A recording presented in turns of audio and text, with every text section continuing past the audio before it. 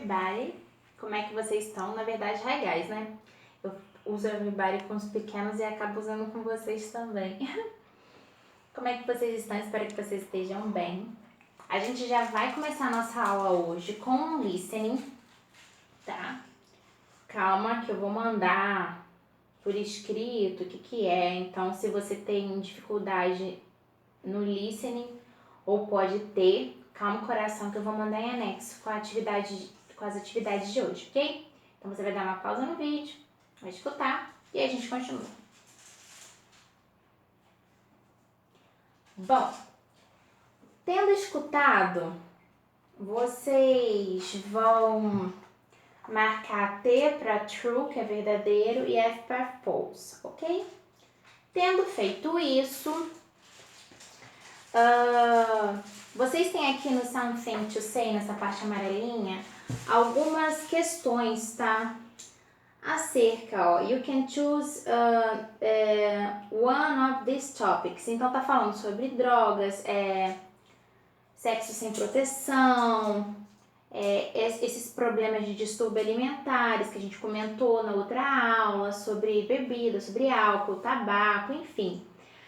Vocês vão listar aquilo que vocês acham dentro de uma escala aí da importância para vocês terem acesso à informação, tá? Tendo dito isso, o que eu vou pedir? Eu não vou estabelecer e eu vou escrever isso bonitinho para vocês na atividade de hoje. É o trabalho para a próxima semana.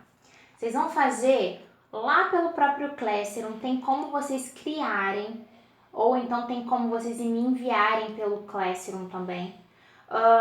Eu quero slides, tá? Vocês vão se formar em duplas, tá? Vocês vão determinar a dupla aí, ou quem vai ser dupla de quem.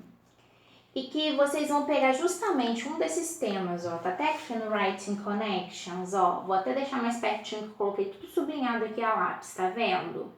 Então, vocês vão escolher um desses temas, ó. Bulimia, anorexia, que são esses problemas de distúrbios alimentares, ou então binging, que é essa da questão de se comer muito, justamente para compensar alguma coisa, uso excessivo de álcool, de tabaco, de drogas, tá?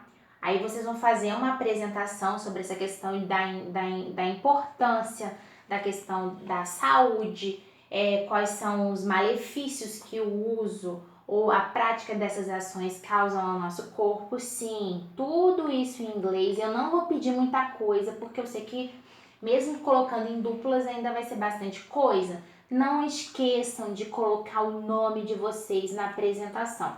Então, tirando o primeiro slide de apresentação, vocês vão fazer em média 5 slides a 6, mais que isso nem precisa, tá?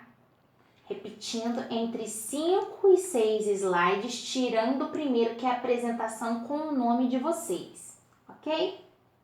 Então, vocês vão elaborar. Tem aqui, ó, um passo a passo em inglês, explicando bonitinho o que vocês podem fazer, dando dicas de como elaborar esse material, esse trabalho, para poder me entregar na semana que vem. Lembrando, é sempre uma semana de distância entre uma coisa e outra, ok? Uma semana. Então, vocês têm tempo para poder fazer isso, tá? Aqui vocês têm um quiz, que é um quiz super pessoal. Vocês vão responder de acordo com as perguntas. E para a atividade do trabalho, antes que eu me esqueça, eu já tinha falado a respeito do Google Lens, que você tem como tirar uma foto e ele faz a tradução, então você pode usar esse recurso. Ou então, dentro do que eu expliquei também, se você quiser me chamar no privado, perguntar como fazer, não tem problema, tá? A gente troca ideia e resolve tudo isso, tá? Aí agora a gente vai ter um listening, vocês vão escutar, e dentro desse listening, vocês vão fazer aqui um somatório, tá? Do total. Tendo por base, vou mandar também por escrito, calma, coração. quantos pontos que você acertou e quantos pontos que você errou, tá?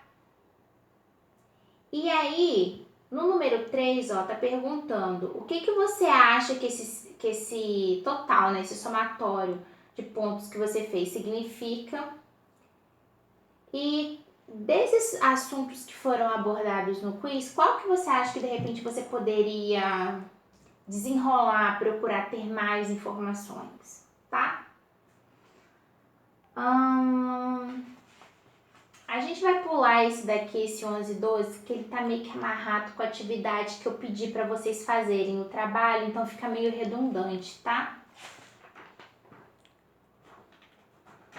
Aí, vocês vão fazer a leitura desse texto e responder com indirect speech. Raquel, meu Deus, como assim? Calma, que primeiro eu vou terminar de explicar a atividade, que não falta muita coisa para terminar as páginas das atividades para eu chegar na explicação. Então, vocês vão usar o indirect speech.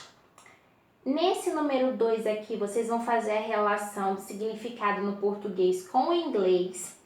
E desses itens no inglês, vocês vão completar esse texto que está aqui, que é o número 4 da página 57, tá?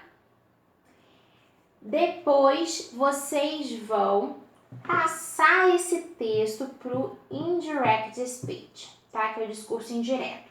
Então, toda vez que a gente fala de discurso indireto, a gente está falando de uma conversa direta entre uma pessoa e outra. Por exemplo, se eu estou conversando com alguém, por exemplo, estou conversando com meu marido, ele me falou alguma coisa.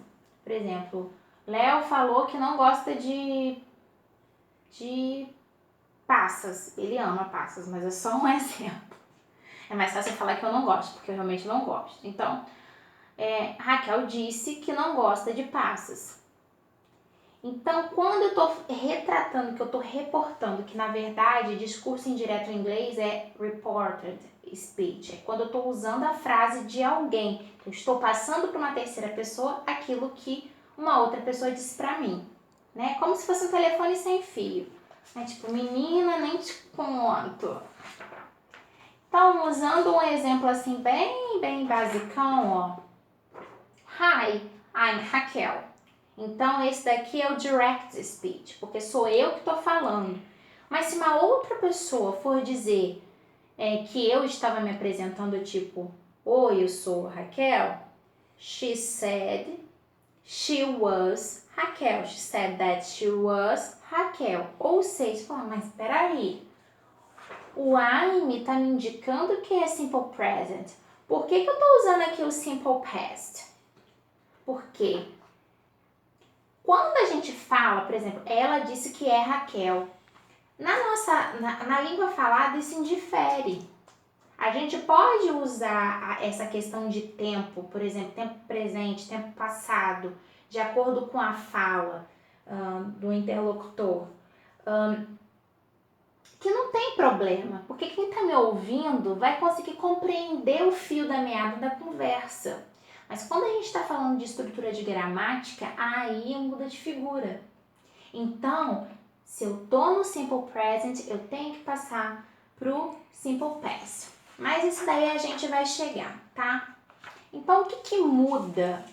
Raquel, o que muda quando eu tô passando as coisas pro reported speech, pro discurso indirect speech? Os pronomes, os verbos e, obviamente, o tempo, tá? Então, os pronomes, por exemplo, como eu disse, está em primeira pessoa. Vocês perceberam que eu falei she said that she was Raquel. Então, de primeira pessoa, eu passo para terceira pessoa. Quando eu falo de pronome demonstrativo, se eu estou usando these, eu passo para that. Se eu estou usando these, eu passo para those. Aí os verbos. No caso dos verbos, a gente sempre passa para o passado, ok? Sempre. Então, se eu tenho o presente, né, que é o simple present, eu passo para o simple past, que foi o caso do exemplo que eu dei para vocês. Se eu tenho o simple, o present continuo, eu passo para o past continuous, que é o passado contínuo. Present perfect, passo para o past perfect, que é o passado perfeito, tá? Aí a gente tem o caso dos verbos do futuro, ou um verbo modal como é o caso do can. Se tá no caso do futuro, que é o will, mudando para o indirect speech, eu uso would. Se eu estou usando can no indirect speech, reported speech, eu uso could, tá? Aí, mas e se a frase estiver no passado? Raquel, se a frase, se alguém me contou alguma coisa que está no passado, eu vou contar para uma outra pessoa. Aí, a gente tem que passar para o passado perfeito. E se tiver no passado contínuo, passado perfeito contínuo. E se tiver no passado perfeito, fica no passado perfeito, porque aí não tem outro jeito de mudar não, gente, tá? Não muda. E o could e o would também, se tiver dessa forma, porque se tiver can, could, se tiver will, would. Mas se na estrutura da frase já tiver o could ou o would, eu vou manter esses verbos desse mesmo jeito, tá? Bom, e aí tem o último tópico, que é sobre o tempo. Então, eu falei today. Aí, se eu for utilizar no reported speech, eu vou falar that day.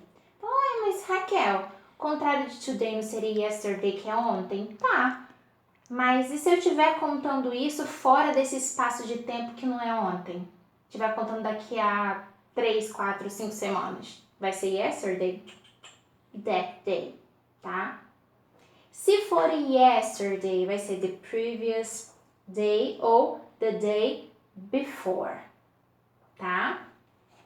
E se for uma situação futura, que no caso a pessoa utilizou tomorrow, desculpem meu T que tá igual um J, gente.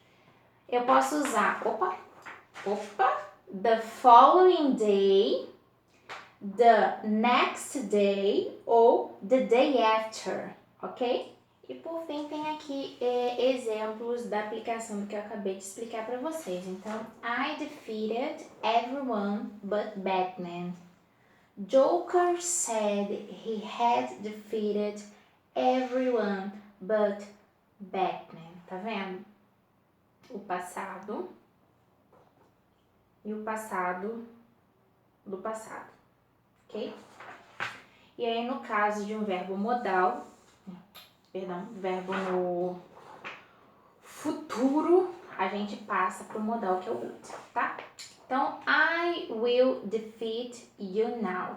Batman said he would defeat Joker that time. Ou seja, não é agora. É um tempo impreciso no passado, ok? Então, tendo dúvidas, me chamem no PV do WhatsApp. E por hoje é só. See you next class. Bye, bye.